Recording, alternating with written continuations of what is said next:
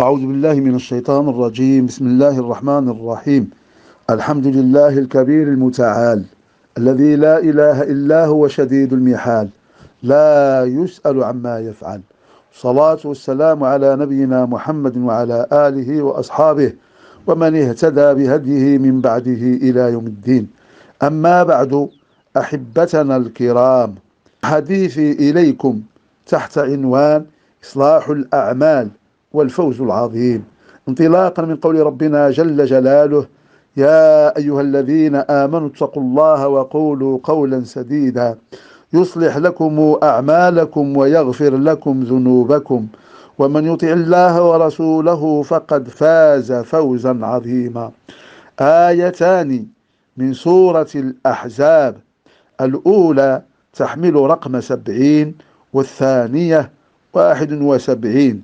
تلك السورة التي تتحدث عن أمور عظام ذات أهمية كبيرة، وعلى رأسها أهمية التقوى في حياة الإنسان، وأنه مهما كانت مكانة الإنسان بين الناس وعند ربه لا بد وأن يؤمر بالتقوى وأن يهيأ ليكون من أهلها.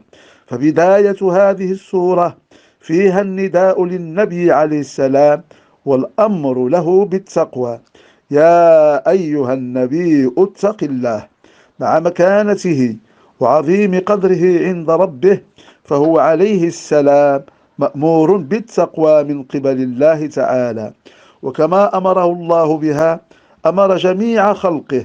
قال تعالى: يا أيها الناس اتقوا ربكم الذي خلقكم من نفس واحدة. وأمرنا نحن أمة هذا النبي المأمور بالتقوى في آيات كثيرة من كتابه القرآن، كما في آيتي الدرس، وهما قوله جل جلاله: يا أيها الذين آمنوا اتقوا الله وقولوا قولا سديدا يصلح لكم أعمالكم ويغفر لكم ذنوبكم ومن يطع الله ورسوله فقد فاز فوزا عظيما. وعند تأملنا في الآيتين وتدبرنا لهما أدركنا أنهما تدلان على خير كبير للإنسانية جمعاء وللمسلمين بصفة خاصة، لأنهم المكلفون بالأوامر القرآنية لما هم عليه من الإيمان بالله والإيمان بمحمد رسول الله والإيمان بكل ما جاء به من عند الله. فالمؤمنون في القرآن هم الذين رضوا بالله ربا وبالإسلام دينا وبمحمد نبيا ورسولا، فكل نداء فيه بهذا الأسلوب فهو موجه لهم: يا أيها الذين آمنوا. وبعد كل نداء كهذا ياتي بعده خير يؤمرون به أو شر ينهون عنه. وبعد هذا النداء هنا في آيتي الدرس أمران وخبران يحملان وعدا، وخبر يحمل وعدا مشروطا، وسنبين ذلك ونفصله إن شاء الله. أولا، الأمر الأول بعد النداء متصلا به: يا أيها الذين آمنوا اتقوا الله. الأمر بالتقوى تكرر في القرآن الكريم عشرات المرات بل المئات، وذلك لما تحمله من معنى الوقاية والحفظ لمن التزم بها واتقى الله ممتثلا أوامره في الظاهر والباطن قدر استطاعته، ومجتنبا نواهيه في الظاهر والباطن، وقطع صلته بكل ما نهى عنه الله ورسوله، وابتعد عن كل محرم إلا في حالة الاضطرار. وبهذا ينال المتقي كل ما وعد الله به الأتقياء من تيسير لأمورهم وتفريج كربهم وتكثير رزقهم ومغفرة ذنوبهم ومحو سيئاتهم وإصلاح أحوالهم.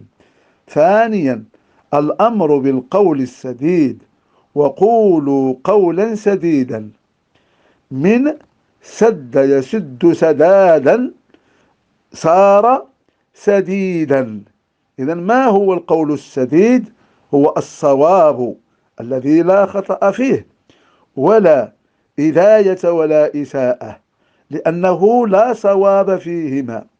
ويدخل تحته قول الله تعالى: وقولوا للناس حسنا، وقوله تعالى: وقل الحق من ربكم، لأنه لا سداد في القول السيء الذي هو ضد الحسن، ولا في الباطل الذي هو ضد الحق.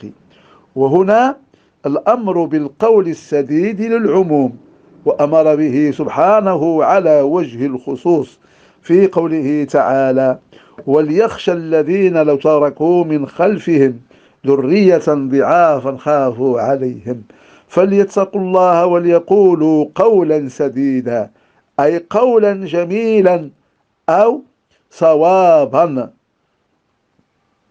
ولا يقولوا كلاما قبيحا يجرح نفوس الأيتام. ولنبينا محمد صلى الله عليه وسلم مقولة ذهبية ترشد كل متكلم إلى ما هو خير. قال عليه السلام: من كان يؤمن بالله واليوم الآخر فليقل خيرا أو ليصمت. معنى إذا لم يكن يريد بقوله خيرا أو إصلاحا بين الناس أو أمرا بمعروف أو نهيا عن منكر، يعني إذا لم يقصد بقوله أن ينفع نفسه ونفع غيره، فخير له أن يسكت. وإذا تأملنا الأمر الثاني في الآية: وقولوا قولا سديدا، نجده معطوفا على الأمر الأول: اتقوا الله، وهو من عطف الخاص على العام، لأن الأمر بالتقوى يشمل كل الأوامر الشرعية ومنها القول السديد، وذلك لما له من أهمية فيما بني عليه من الجزاء العظيم، وهو إصلاح العمل ومغفرة الذنوب. ثالثا، الخبران المتضمنان للوعد الرباني: أولهما يصلح لكم أعمالكم، الله يخبر من اتقاه وقال قولا سديدا بإصلاح أعماله، وهذا وعد والله لا يخلف الميعاد. وإصلاح الأعمال شامل لكل عمل، سواء كان عاديا كالأعمال التي يقوم بها الإنسان لتقويم شؤون حياته كالوظائف العمومية أو الصناعة أو التجارة أو الحرف العامة أو الزراعة أو أي عمل مباح يجلب منه الإنسان رزقه ورزق من يعول، أو كان العمل عبادة محضة كالصلاة والصيام والحج وسائر الطاعات التعبدية التي يقصد بها العبد الدار الآخرة ولا يظهر لها حظ في الدنيا. فجميع الأعمال التي ليس فيها تعد ولا ظلم يصلحها الله لصاحبها ويتمها له لينال حظه منها في الدنيا أو في الآخرة أو فيهما. وهذا من فضل الله على التقي الذي يقول خيرا. ثانيهما: ويغفر لكم ذنوبكم. يغفر بمعنى يعفو ويتجاوز، ويمحو ويزيل.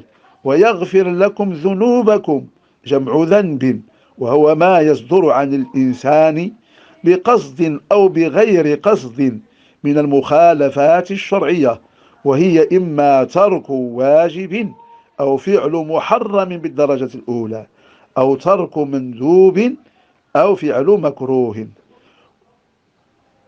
وهنا جميع الذنوب تغفر، لأن المذنب سيج ذنوبه بالتقوى والقول السديد، فهنيئا له إصلاح الأعمال ومغفرة الذنوب. رابعا: الخبر المتضمن للشرط الذي جوابه وعد عظيم. قال تعالى: ومن يطع الله ورسوله فقد فاز فوزا عظيما. جملة خبرية شرطية متضمنة للشرط والجواب، والمعنى يدل على أمر عظيم، يعني أن طاعة الله والرسول يجازى عليهم الطائع بالفوز العظيم، ولا شك أن هذا الجزاء في الجنة ودخولها. قال تعالى: فمن زحزح عن النار وأدخل الجنة فقد فاز. وطاعة الله تتمثل في عبادته وحده لا شريك له، والإيمان بوجوده، وعبادته بما شرع في كتابه وبين على لسان رسوله لا على هوى العابد، وتطبيق كتابه على نهج رسوله لا على نهج أحد. وطاعة الرسول تتمثل في الإيمان به مرسلا من عند الله،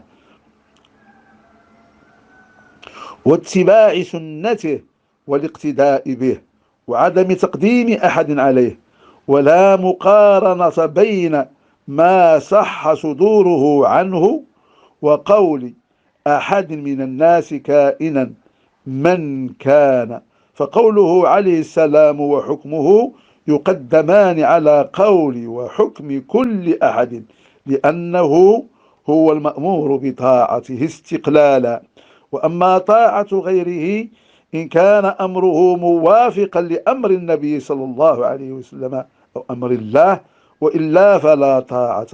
اللهم اجعلنا من الأتقياء المسددين الذين أصلحت أعمالهم وغفرت ذنوبهم، ومن الطائعين لك ولرسولك الذين وعدتهم بالفوز العظيم، إنك على كل شيء قدير وبالإجابة جدير.